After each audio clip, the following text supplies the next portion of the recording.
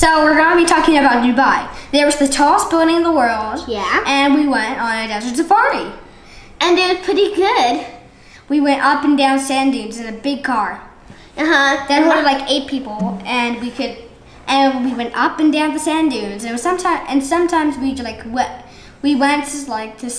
sometimes slided down the sand dunes. We got very sandy, and we ride camels and went sandboarding. Yeah, it was super fun. And we tried some different foods, like some spicy chicken or something. Yes. And we went in. Well, we didn't go in. Well, we saw this water show, like with the big with water going up and down and all that other stuff. That turned out to be terrible. Okay, go. So I really liked my favorite part was going for sandboarding. My favorite part was riding the camel. Of course, Tate and Lydia out. Hey, we're Val, Aaron. Tate and Lydia We quit our jobs and sold everything. to travel the world We're now world schooling and working remotely. And making the most of every sunset.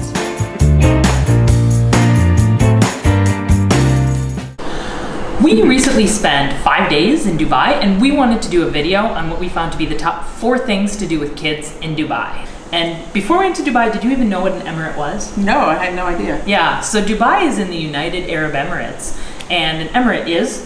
It's a piece of land. Yeah. Yep, and it's run by an emir who's a traditional Arabic or Islamic ruler, and there's 7 emirates that are part of the UAE. Dubai is one of them, Abu Dhabi is another, and then there's 5 other ones that you probably never heard of. But we got to spend a little bit of time there, which was awesome. We spent our first 3 days staying with Val's cousin and her husband about an hour north of Dubai. Shout out to Tam and Wes. We had a great time. We won't talk too much about that, but we spent the last 2 days staying in the city proper of Dubai, and we just wanted to talk about what we saw there. Our caveat is that we didn't hit any of the big theme parks or anything. There's so much to do with kids in Dubai. We wanted to basically check out the city itself and check out a little bit of the culture, and we had 2 days to do it in. So here's the top 4 things to do with kids in Dubai. Our top recommendation. No, not our top. One of our top recommendations. One of our top 4 Our first recommendations. recommendation. One of the things that we recommend that you do with kids in Dubai is the big bus tour. Or one of the big bus tours. There's a few of them. Yeah, it's one of the hop-on, hop-off bus tours. We went with a big bus company. We thought that a hop-on, hop-off bus tour was a really great way to see the city and cover a lot of ground, especially with kids. We didn't have a lot of time, so to try and get around the city, I don't know about you, Dubai, this sounds really stupid. Dubai was a lot bigger than I expected. Yeah, I mean, I knew how big it was, but I guess when you're on that, there's like, the bus tour takes 3 big sections of the tour. There's 3 separate buses that you basically jump on and jump off. And it's huge. The circuits are massive. They take about 5 hours to do in total, just sitting on the buses. Even more. I think it was 6 or 7 hours in total. Yeah, it's a long time if you're going to do it, just because it's so spread out and there's a lot of traffic. So that was probably our one regret, was that we only did a 1-day bus tour, and we decided to try and do all 3 routes in 1 day, and that was way too much for the kids, but also for us. I would definitely try and spread that out over 2 or 3 days. Do maybe 1 route a day over 3 days if you have the time. Yeah, would be much better. It was a long day. It was exhausting. Yeah, to try and do it was all pretty cool. Even though we were just sitting on a bus. I don't know why it was so tiring, but even for us, we were pretty tired, yeah. But it's a really neat way to see the city, and I definitely recommend it. Today we're going on the big bus tour.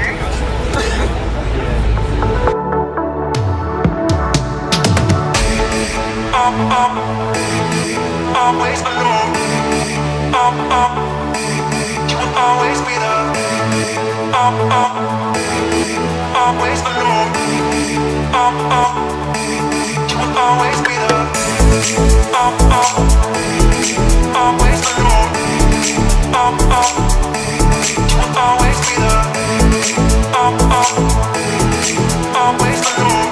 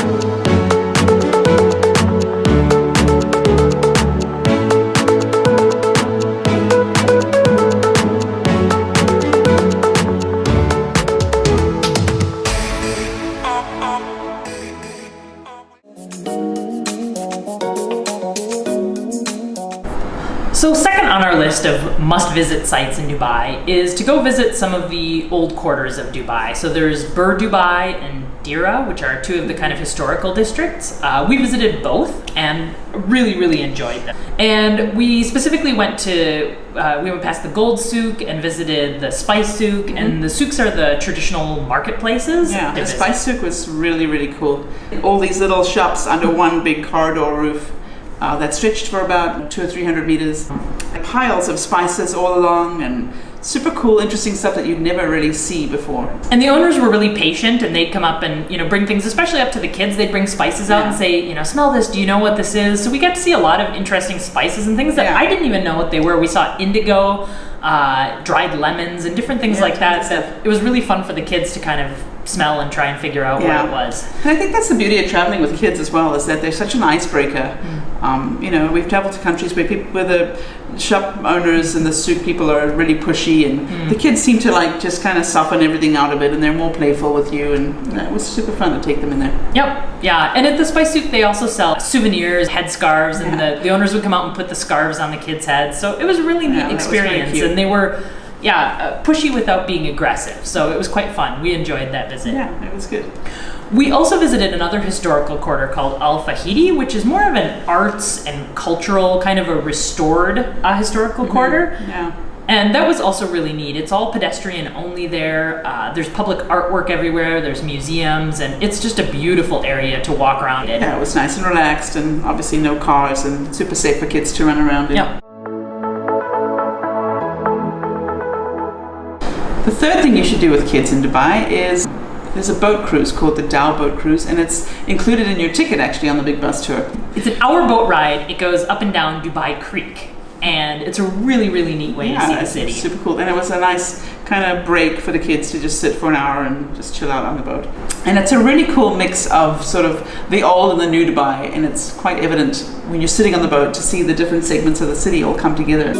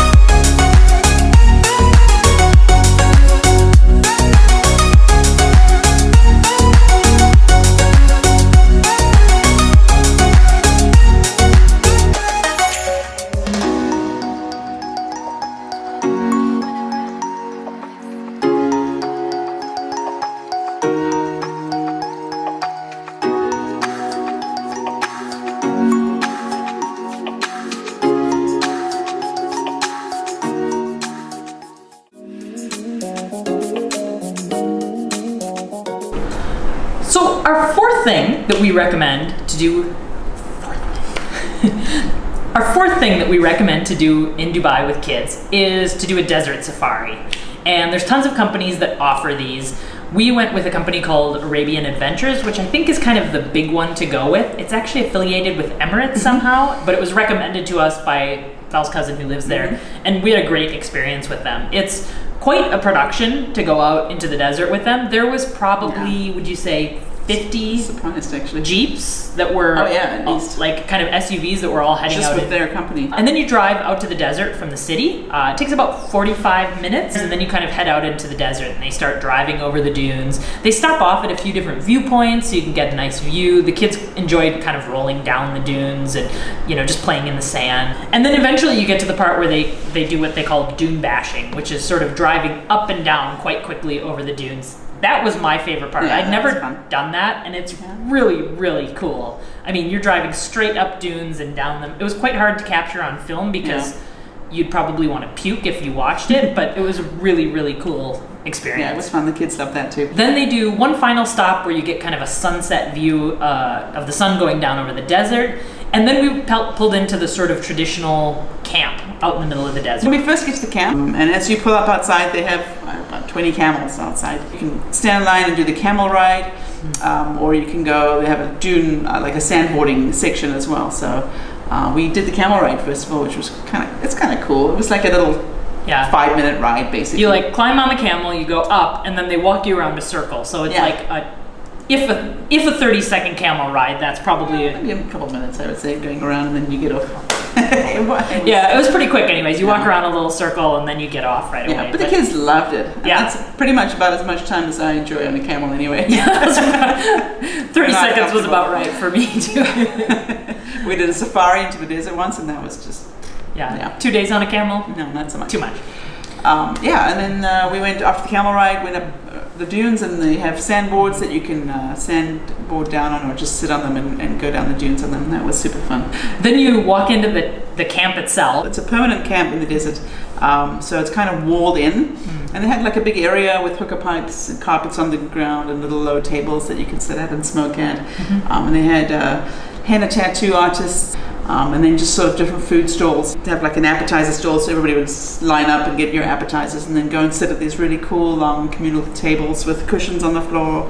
And it's all carpeted, the sand is all carpeted in there, so that was fun. It was really, really well set up, I thought. Yeah, the food was good. I just don't really remember it. It wasn't super memorable. No, it wasn't the best food I've ever had, but it was, for that group of people, there were probably couple hundred people there. Yeah, at least. Yeah. So it was good, but it's not the highlight of the experience is really why you go. Yeah, it was very cool. And then after dinner, they had a belly dancer come out and do a show. Yep. They turned off the lights for a little bit, and we got to look at the stars with the lights out, which was really neat. Yeah, that was... And it was really fun. I mean, all in all, I really enjoyed it. I thought it was a neat cultural experience, albeit a super touristy one. Yep, exactly. Very touristy, and you expect it to be touristy. But, Yep. I think they did a really good job.